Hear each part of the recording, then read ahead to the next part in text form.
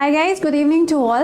तो यहाँ पे आज हम लोग जो टॉपिक डिस्कस करने वाले हैं, इसकी डिमांड आई थी मेरे पास में। जी हाँ, इस टॉपिक को पढ़ने के लिए डिमांड आई थी मेरे पास कि मैम एक्चुअल में ये जो आईएमएफ और पाकिस्तान का एक पंगा सा चल रहा है, ये पूरा सिनेरियो क्या है और पाकिस्तान यहाँ पर कौन कौन सी ऐसी शर्तें हैं जिसको पूरा नहीं कर सकता, जिसको लेके काफ़ी सारे प्रॉब्लम्स आ रही हैं। तो यहाँ पे हम लोग डिस्कस करेंगे इस पर्टिकुलर टॉपिक को। लेकिन यहाँ पर इस पूरे टॉपिक को समझने से पहले सबसे ज़्यादा ज़रूरी चीज़ ये है कि आपको ये पता होना चाहिए कि किसी भी आर्टिकल के अंदर या फिर किसी भी न्यूज़ के अंदर कौन सा वो सेक्शन है जो आपको बहुत अच्छे से पता होना चाहिए when it comes to the examination. ठीक है, तो यहाँ पर रेगुलर करंट अफेयर्स के लिए आप फॉलो करना मत भूला करिए। वाईफाई स्टडी स्टूडियोज चैनल पे रेगुलर आपका करंट अफेयर्स का क्लास होता है, जिसका समय जो है वो आप सबको यहाँ पे आई होप मालूम ही होगा। अगर नहीं पता है तो एक बार इसे बता देते हैं कि इसका जो समय है वो है 6:45 AM शार्प। आइए ज़रा बात करते हैं कि एक्चुअल में पूरी कहानी है क्या। वैसे मुझे पेन की ज़रूरत है नहीं, क्योंकि ऐसे ही बता देंगे, अब इनके बारे में क्या ज़्यादा लिखने की ज़रूरत है। खैर देखो, आईएमएफ और पाकिस्तान। आईएमएफ जो है आप सभी लोग जानते हैं, वर्ल्ड बैंक हो या फिर आईएमएफ हो, ये दो ऐसे ऑर्गेनाइजेशंस हैं जो क्या करते हैं, लोन वगैरह प्रोवाइड करते हैं। अगर हम यहाँ पे आईएमएफ की बात करें तो ये कोटा के बेसिस पे लोन प्रोवाइड करते हैं, और अगर हम वर्ल्ड बैंक की बात करते हैं तो वो टैरिफ के बेसिस पे लोन को प्रोवाइड करते हैं। अब आईएमएफ से बहुत लंबे टाइम से पाकिस्तान कह रहा था कि हमें पैसों की ज़रूरत है, आप हमको पैसा दे दीजिए और हम कुछ टाइम बाद आपको वो पैसा लौटा देंगे। चलो ठीक है, इन्होंने कोशिशें तो बहुत करी अपने यहाँ पर कि किसी भी तरीके से ये जो क्राइसिस आ रहा है, जो फाइनेंशियल क्राइसिस आ रहा है, इसको मैं कंट्रोल कर पाऊँ। इसके लिए इन्होंने क्या क्या किया, इसके लिए इन्होंने अपनी जो पूरी प्रॉपर्टीज़ वगैरह थी, जो गवर्नमेंट की प्रॉपर्टीज़ थी, उसको वहाँ की पब्लिक को क्या लीज पर देना शुरू कर दिया। इतना ही नहीं, इन्होंने जैसे कि लाइक गवर्नमेंट ऑफिसेज वगैरह हैं तो बहुत ही आलीशान टाइप के बने हुए थे, कहा कि भैया यहाँ पे शादी ब्याह कर लो, मतलब एनीथिंग। ठीक है, फिर ये गए किसके पास जाएंगे, अरे वही पुराने चाइना के पास में। जब ये चाइना के पास में गए तो चाइना के पास में जाने के बाद में चाइना ने कहा यार देखो, तुम्हारे यहाँ पे ऑलरेडी मैंने बहुत सारा इन्वेस्टमेंट करके रखा हुआ है, चाहे फिर वो ग्वादर पोर्ट की बात हो या फिर कोई डैम बनाने की बात हो, इन सब के लिए मैंने अच्छा खासा पैसा तुम्हारे यहाँ पे लगाया है। अब फिर तुम चले यार रोते हुए कि हमको और पैसा चाहिए। तो भैया ये जो और पैसे का सिनेरियो है, ये चाइना ने भी पूरा करने से मना कर दिया। अब क्या करें बेचारे, करें तो करें क्या।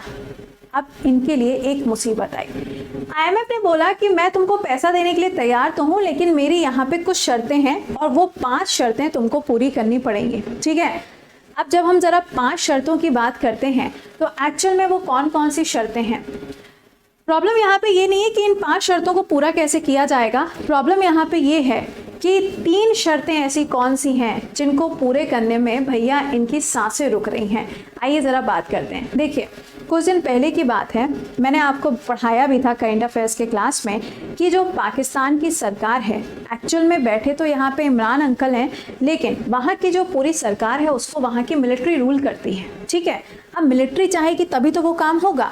तो अब यहाँ पे क्या है, आईएमएफ ने बोला कि हमारी जो 3 डिमांड है, पहले तो यार उनके ऊपर फोकस करो।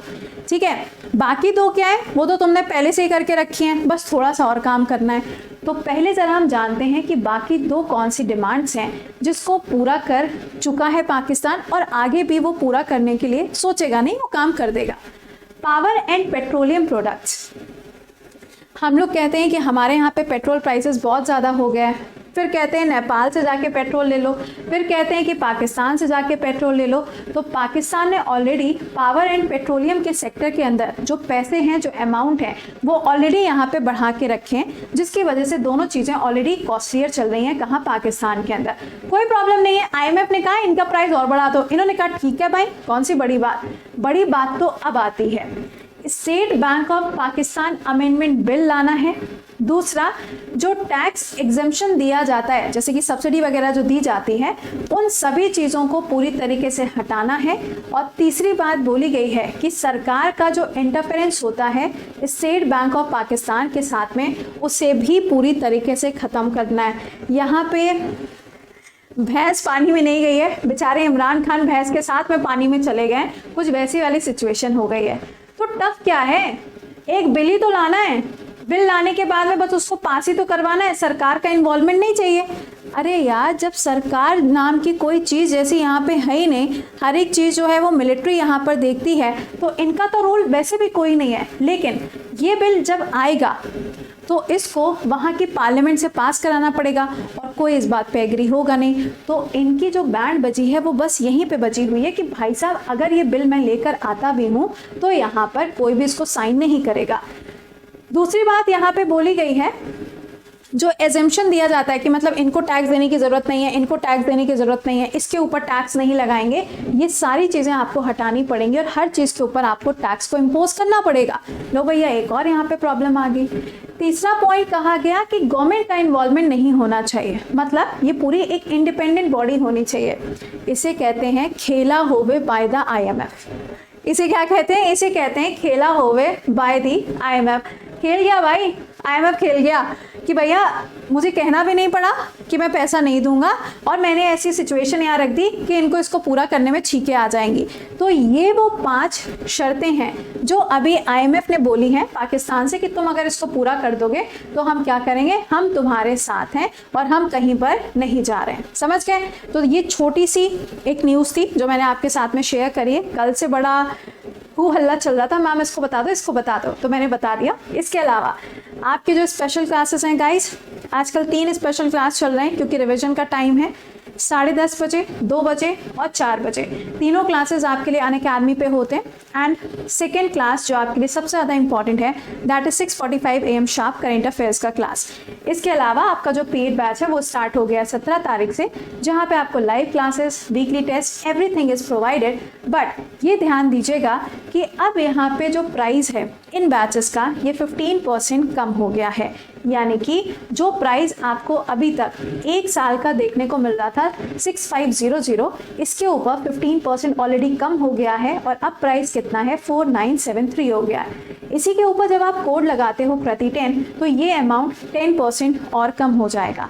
ये SSC और साथ में बैंकिंग की कैटेगरी के लिए वैलिड है, तो इसको आप यहाँ पे ज्वाइन करना मत भूलिएगा। टाइमली ज्वाइन कर लीजिए, वीडियो के डिस्क्रिप्शन में लिंक लगा हुआ है। हर संडे को SSC कॉम्बैक्ट होता है।